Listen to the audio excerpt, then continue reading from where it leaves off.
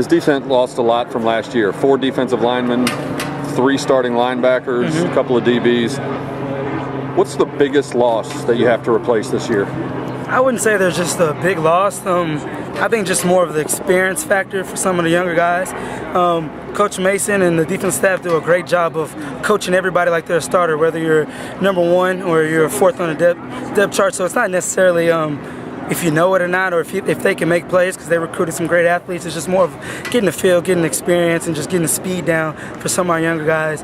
But we're definitely just going to miss some of the leadership from Taylor Reed, Jagari Davis, Marcus Hunt, and so on. So, I mean, I just think it's really no big loss. I just think more of an experience factor for some of the unproven guys that are very capable of making plays and becoming the next Taylor Reed or next Marcus Hunt. Coach Mason said during the spring, he was talking about the seniors who graduated and all that talent that's moved on. Right. He said that this year's defense could be just as good. Does that surprise you that he'd say that? Not at all, because, I mean, just the way he coaches players, and we're starting to get a little bit more better, I guess, athlete, just physically wise, than some of it in the past. You know, you don't see no more me and Kevin Pope-sized linebackers. You know, they're 6'2" and above and can run and got long arms. So definitely have the potential, but potential is not nothing if you don't put the actions with it. And that's what we're really focused on, our technique and trying to get faster in our technique and just do our job and be gap sound. You got a new linebackers coach this year in Eric Daniels, but he's not really new to you. Right. He's been here for a few years as a quality control guy and a graduate assistant before that. What's he like as a teacher? What's he like as a coach? He's a very effective teacher. You know, he's not him and Coach Sterling have 2 different styles. Coach Aaron's more of an old school type coach, fiery guy, get on you, and expect a lot from me. Same with Coach Daniel. He expects a lot, but it's just a different way of he presents it, more laid back, but you definitely don't want to disappoint him at all. And he's a very effective teacher. He explains things good and explains what he expects from you. He's spent the last 3 years working under Coach Herring and Coach Mason. Do you see a little bit of their personality and their teaching style in Coach Daniels? Definitely, there's some teaching style, but Eric kind of got his own different way. You know, he's kind of like that older brother.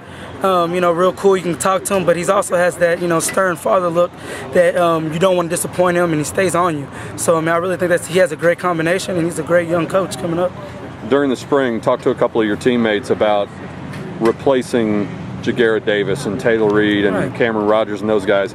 And I asked them about who takes on a leadership role, and a lot of them named you. Right. Have you always been that way? Were you like that in high school too? I mean, I've been that since I was little, but one thing in college I learned is you just got to wait your turn.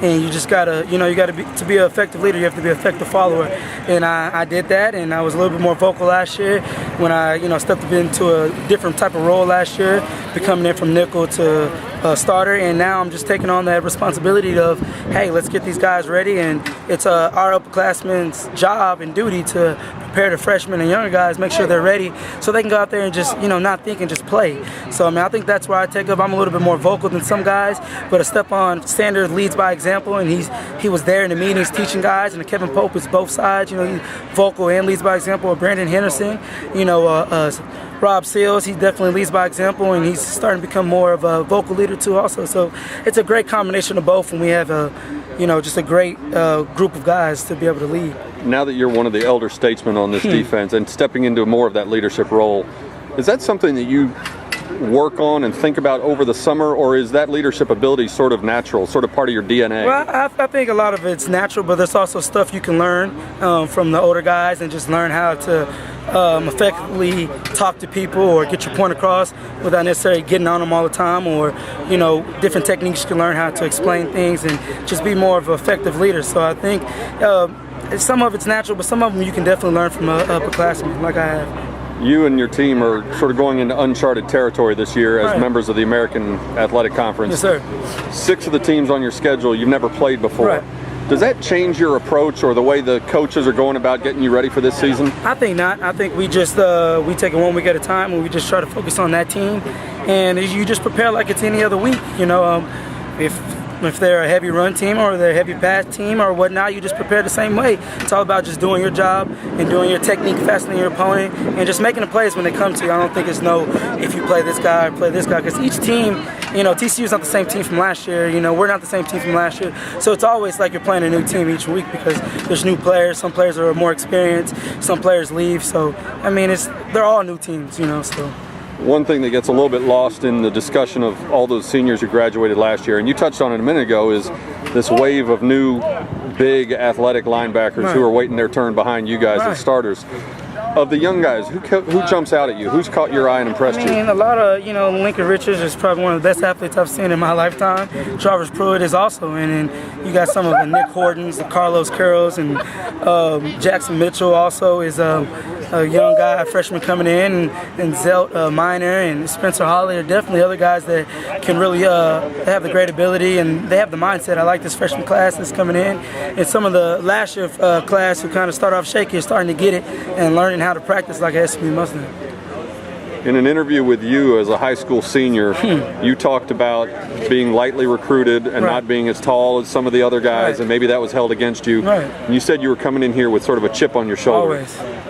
Now you're a starter. You were almost the leading tackler on the team last year, going into your senior year. Do you still approach it with a chip on your shoulder? Still got it. It just gets bigger because once you get satisfied, man, that's when that's when you become a failure or you fail at things. You get comfortable, and you never want to be comfortable in anything you do in life, I feel.